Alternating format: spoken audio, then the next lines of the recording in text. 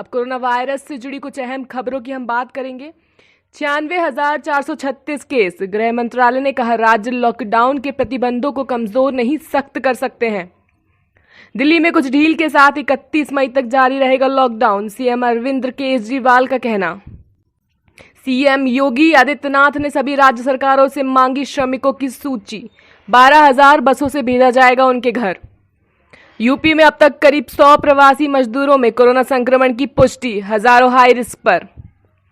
IIT Roorkee से निकले 80 मजदूर दाने दाने को मोहताज, पुलिस के आश्वासन पर रुके। कोरोना वायरस से हुई महाभारत, आदित्यनाथ और कांग्रेस के बीच छिड़ी जंग। बढ़ते कोरोना के केस ने बढ़ाई छत्तीसगढ़ सरकार की चिंता, 3 महीने के लिए बढ़ाई गई धारा 144। दलगत राजनीति से ऊपर उठी योगी आदित्यनाथ सरकार, स्वीकार की कांग्रेस की 1000 बसों की सूची। कोरोना वायरस लॉकडाउन, घर जाने के लिए गाजियाबाद में रामलीला ग्राउंड में इकट्ठे हुए हजारों मजदूर।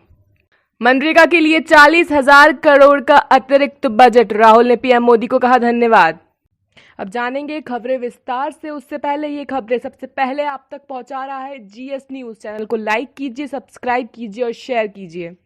गृह मंत्रालय ने स्पष्ट किया है कि राज्य और केंद्र शासित प्रदेश लॉकडाउन 4 में लगाए गए प्रतिबंधों को कमजोर नहीं कर सकते। इन्हें स्थिति का आकलन करके स्वास्थ्य विभाग के दिशा निर्देशों के तहत और सख्त कर सकते हैं। इस बीच देश में कोरोना संक्रमितों की संख्या 96,436 हो गई है।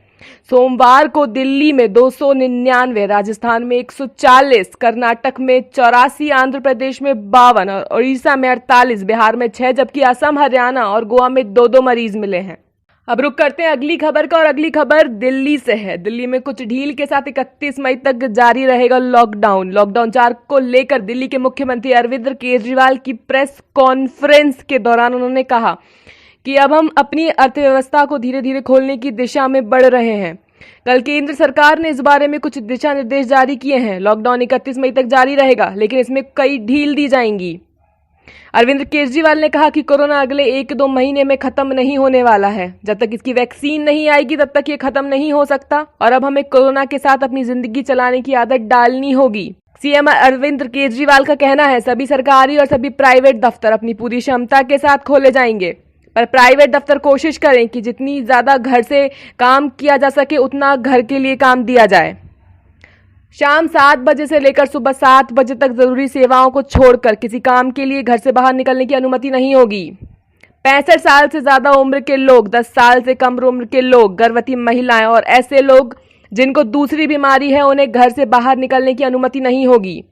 अब हम बढ़ते हैं अगली खबर की, और उससे पहले हम आपसे जानना चाहेंगे कि आपका शहर किस जोन में है। Red zone, green zone, orange zone. आप कोरोना वायरस के चलते सेफ हैं, सुरक्षित हैं, ऐसा हम चाहते हैं, और हम आपसे जानना चाहते हैं कि आपका शहर किस जोन में आता है। सीएम योगी ने सभी राज्य सरकारों से मांगी श्रमिकों की सूची, 12,000 बसों से भेजा जाएगा उनके घर। कोरोना संकट के बीच उत्तर प्रदेश के योगी सरकार ने अन्य राज्यों से उनके प्रवासी मजदूरों की सूची मांगी है। इसके साथ ही योगी सरकार ने जानकारी दी है कि 12,000 विशेष बसों से यूपी में फंसे अन्य राज्यों के मजदूर और उन्हें उनके घर भेजा जाएगा। इसके अलावा हर जिले के डीएम के लिए 200 बसें उपलब्ध कराई गई हैं। योगी सरकार ने जानकारी दी है कि प्रत्येक जिला अधिकारी के पास 200 बसें होंगी। इस तरह यूपी के 75 जिलों के हिसाब से 15,000 अतिरिक्त बसें उपलब्ध कराई गई हैं। और अगली खबर भी यूपी से ही है। यूपी में अब तक करीब 100 प्रवासी मजदूरों में कोरोना संक्रमण की पुष्टि हुई है, हजारों हाई रिस्क पर। उत्तर प्रदेश सरकार की माने तो अब तक देश के विभिन्न हिस्सों से उत्तर प्रदेश में 10 लाख से ऊपर प्रवासी मजदूर वापस अपने घर को आ चुके हैं। इन्हें सकुशल घर पहुंचाने की तमाम कवायदों के बीच सबसे ज्यादा परेशान करने वाली बात यह है कि प्रदेश में कोरोना संक्रमितों की संख्या प्रवासी मजदूरों के आने से तेजी से बढ़ती दिखाई दे रही है। अब तक उत्तर प्रदेश में 100 से ज्यादा प्रवासी मजदूरों में कोरोना संक्रमण की पुष्टि हुई है। स्थानीय जिलों के स्वास्थ्य अधिकारियों ने माना है कि प्रवासी मजदूरों की वजह से लगातार परेशानियां बढ़ रही हैं। लखनऊ के सीएमओ डॉक्टर नरेंद्र अग्रवाल कहते हैं कि अब तक सिर्फ राजधानी लखनऊ में 12 से ज्यादा कोरोना पॉजिटिव केस प्रवासी मजदूर के रूप में ही मिले हैं। अब ये संख्या और ज्यादा भी हो सकती है, क्योंकि मजदूरों की चेन हिस्ट्री को ढूंढना थोड़ा मुश्किल हो रहा है। उत्तर प्रदेश के अन्य जिलों के स्वास्थ्य अधिकारियों के माथे पर भी चिंता की लकीरें साफ दिखाई दे रही हैं। स्वास्थ्य विभाग का आंकड़ा तैयार करने वाली एजेंसी का मानना है कि अब तक जिन जिलों में आए प्रवासी मजदूरों में कोरोना संक्रमण मिला है, उनकी बस्ती में 12 कोरोना पॉजिटिव मजदूर पाए गए हैं। अगली खबर है आईआईटी रुड़की से। आईआईटी रुड़की से निकले 80 मजदूर दारे दाने को मोहताज, पुलिस के आश्वासन पर रुके।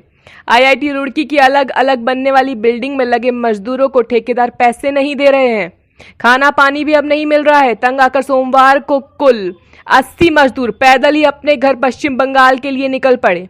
मजदूरों के साथ उनकी महिलाएं और बच्चे भी हैं। बड़ी संख्या में मजदूर के पैदल निकलने की सूचना मिलते ही थाना कोतवाली पुलिस को तुरंत ही हरिद्वार रोड पीताम्बर गेस्ट हाउस के पास पहुंचकर मजदूरों को रोक लिया गया।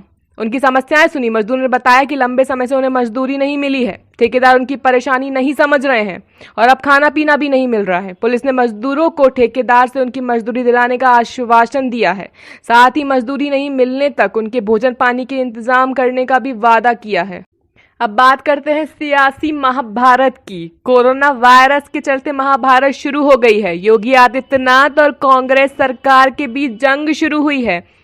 प्रवासी मजदूरों के मुद्दे पर उत्तर प्रदेश के सीएम योगी आदित्यनाथ और कांग्रेस महासचिव प्रियंका गांधी के बीच ट्विटर पे एक तरीके से युद्ध शुरू हो गया है। कोरोना वायरस से जंग के बीच ये राजनीतिक युद्ध एक दूसरे को चैलेंज करने के स्तर पर पहुंच चुका है। एक और जहां प्रियंका गांधी पैदल चल रहे प्रवासी मजदूरों के मुद्दे पर बीजेपी की सरकार को दोष देने से नहीं चूक रही हैं, वहीं उत्तर प्रदेश के सीएम योगी आदित्यनाथ भी उनको जवाब देने में कोई कसर नहीं छोड़ रहे हैं। प्रियंका गांधी की ओर से जहां प्रवासी मजदूरों के लिए 1000 बसें चलाने का प्रस्ताव दिया गया, तो सीएम योगी ने इसे स्वीकार करते हुए बसों और ड्राइवर की डिटेल पूछ डाली। इससे पहले सीएम योगी ने कांग्रेस से 4 सवाल भी ट्विटर पे पूछे थे। सीएम योगी ने कांग्रेस से कुछ सवाल पूछे। क्या थे वो सवाल? जब आपके पास 1000 बसें थीं तो राजस्थान और महाराष्ट्र से ट्रकों में भरकर हमारे साथियों को उत्तर प्रदेश, बिहार, झारखंड व बंगाल क्यों भेज रहे हैं? अगली खबर है छत्तीसगढ़ से। बढ़ते कोरोना के केस ने बढ़ाई छत्तीसगढ़ सरकार की चिंता। 3 महीने के लिए बढ़ाई गई धारा 144। कोरोना वायरस के बचाव के लिए छत्तीसगढ़ में धारा 144 आगामी 3 महीने के लिए बढ़ा दी गई है। संबंध में छत्तीसगढ़ सरकार ने आदेश जारी कर दिए हैं। नियमों का पालन हो सके इसके लिए सभी जिलों के संबंधित अधिकारियों को भी निर्देश जारी कर दिए गए हैं। छत्तीसगढ़ सरकार की तरफ से ये फैसला इसलिए लिया गया है क्योंकि राज्य में कई जगह पर अभी भी कोरोना वायरस संक्रमण की स्थिति बनी हुई है। आदेश के मुताबिक नियमों का उल्लंघन करने वाले लोगों के खिलाफ दंड प्रक्रिया 1973 और धारा 144 के तहत कार्रवाई की जाएगी। बता दें, छत्तीसगढ़ में करीब 1 हफ्ते तक कोरोना का कोई नया मामला सामने नहीं आया था और एक्टिव कोरोना केस की संख्या सिर्फ 3 रह गई थी। लेकिन पिछले 2 दिनों में एक के बाद एक केस मिलने से राज्य प्रशासन और स्वास्थ्य विभाग में हड़कंप मच गई है। रविवार को छत्तीसगढ़ में एक साथ कोरोना के 16 नए मामलों की पुष्टि हुई है।